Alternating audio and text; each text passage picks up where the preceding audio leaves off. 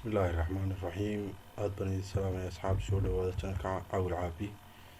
magacaygu waa Caawil Cabdi Qaalib. caawa waxaan sii wadanaa casharadii serverka. waxaan sii wadaynaa casharka sii ah sharing waxaan isku daba xidhinaa offline sharingkii, homeland sharingkii, sharing permissionkii. waxaan ugu horeysiinaa home folderkii. waa maxay? home folderku markaad sharingkii partition ahaan ugu share garaynayso user si stepskaynu marayno halkan ka bilaabaynaa. user inoo samee marka hore user cusub waxaad ka dhigtaa tusaale magacu kusoo gelaya waka tusaale passwordka ka qaataa wuxuu ku leeyahay markuu saa u galo waxa iska bedelomay password underscore iyo xarf iskugu jira ku xidho passwordkaaga.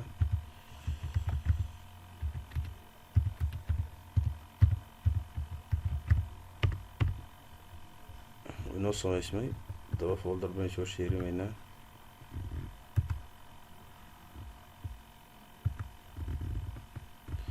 kan hore sheerimay ka dhig karaa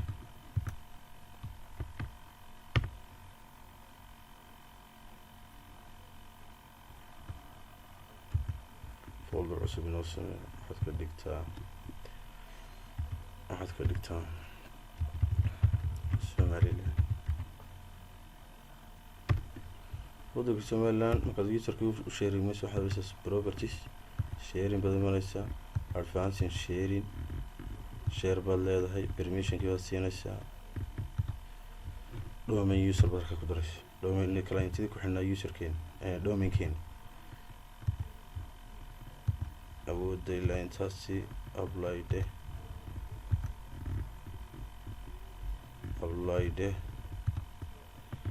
baaska tawirka waanu qaadaynaa, laga maarmi maayo.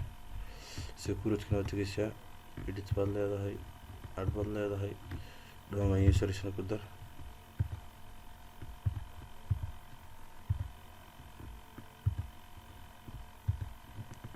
awoodda ilaa intaasi okay de userkiina keen, double click sii, profilkiisa sii tag, contactiga sii tag, halkaasaad digaysaa baaska.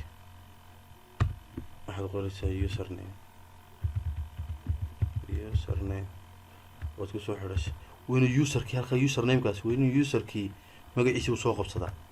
kaa tusaale soo gal understankeeniina gee halkaasina gelaynaa tusaale passwordkina raacay. wayna ugu tagnaa sharingkiiyo partition ahaana dsbcga markaan tagno halkii sida dheegeeda waynu ku tagnaa. folderka waxaan soo sheerinay. folderkii buu bilaabayaa userkii buu bilaabayaa dashboardkiisii haay yar bay qaadanaysaa buu leeyahay. waan iska sugaynaa asxaabta casharadana share iyo subscribe iyo like-ta aada u saara. insha allah waynu wada shaqeynaynaa. annana wixii aan ka baranay insha allah serverka waanu soo gelinaynaa channelka. aad baan idiin soo dhaweynayaa. iminka kan waxaan ku xujisiinaynaa offline sharingkii. userkii suuqa isagoo domainkii markuu ku xidhan yahay waa kan aynu iminka uu ku helayo partitionkii. offlineki isagoo suuqa jooga dhaatadii markuu xogtii kusoo guro sidoo hadhow ugu soo dalici lahaa markuu xafiiska kasii baxayu offline odhanaya offline file sharing. suuqu tegaya dhaatadiisii usoo diwaangelinaya ama saleski wuxuu ahaa userkaasi ka shaqeynayay.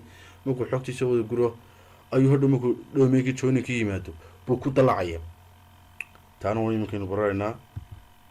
userka rooming baynu kasii dhigaynaa marka dabaro oo meeshu doona uu kasii geli karaya. mandatory baynu kasii dhigaynaayo kasii awood badan. userkii waa iminkay noo diyaarinayaa.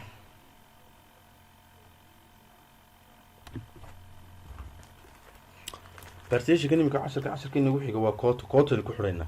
maxaynu userkan ilaa haddii userkan aynu kusii dayno partitionkeeni wuxuu doona wuxuu goosanayaa mogti. waxaan siin karaynaa partitionkan 10 MB kama badnaan karo ama 15 MB kama badnaan karo.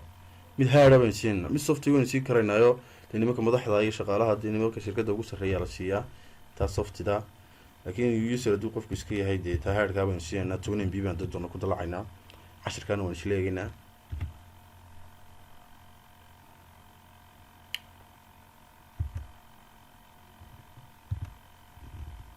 halkaa waynu ka soo boodaa bismillaah wataa